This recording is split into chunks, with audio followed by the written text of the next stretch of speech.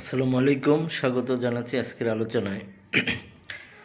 আন্তর্জাতিক অপরাধ ট্রাইব্যুনালের প্রধান প্রসিকিউটর জনাব তাজুল ইসলামকে অপসারণ করে আমিনুল ইসলামকে স্থানান্তর করা হয়েছে, মানে স্থলাভিষিক্ত করা হয়েছে। কিন্তু আন্তর্জাতিক অপরাধ ট্রাইব্যুনাল নিয়ে গত 16-17 মাস আমরা যেভাবে কার্যক্রমগুলো এগিয়ে নিতে দেখেছি, সেই স্পিরিটটাকে যদি ধারণ করতে পারে তাহলে সফল।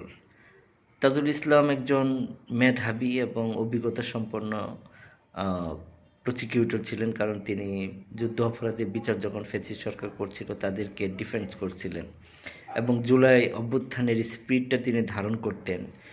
শত শত আহত নিহতদের রক্তে প্রতিষ্ঠিত এই পুনরুজ্জীবিত বাংলাদেশ, সেই শহীদদেরকে, জুলাই শহীদদেরকে অবমাননা করলে এ জাতি মাফ করবে না।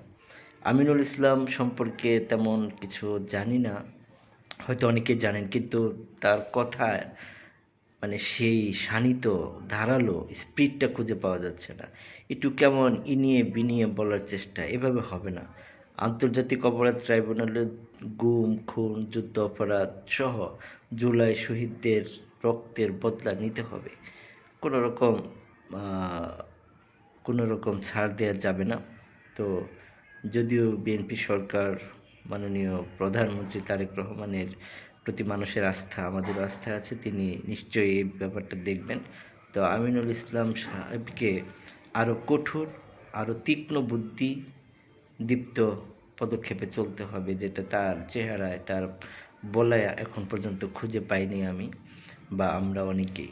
কিন্তু তাজুল ইসলাম থাকলে তিনি অভিজ্ঞতায় যেমন দক্ষ, তিনি নিজেও অনেকটা মানে জুলাইয়ের চেতনাকে ধারণ করে বলে মনে হচ্ছিল। ধন্যবাদ। তারপরে শুভকামনা থাকলো। স্বরাষ্ট্রমন্ত্রী অনেক সুখবর দিয়েছেন যে পুলিশে নিয়োগ আসতেছে এবং রাষ্ট্রীয় সুশাসন নিয়ন্ত্রণ করতে গেলে যা যা করা দরকার তিনি তাই করবেন। এক কথায় আইনের শাসন প্রতিষ্ঠা করবেন। তিনি পাসপোর্ট অফিসে জনভোগান্তির যে অন্ত নেই সেটাকেও তিনি উল্লেখ করেছেন।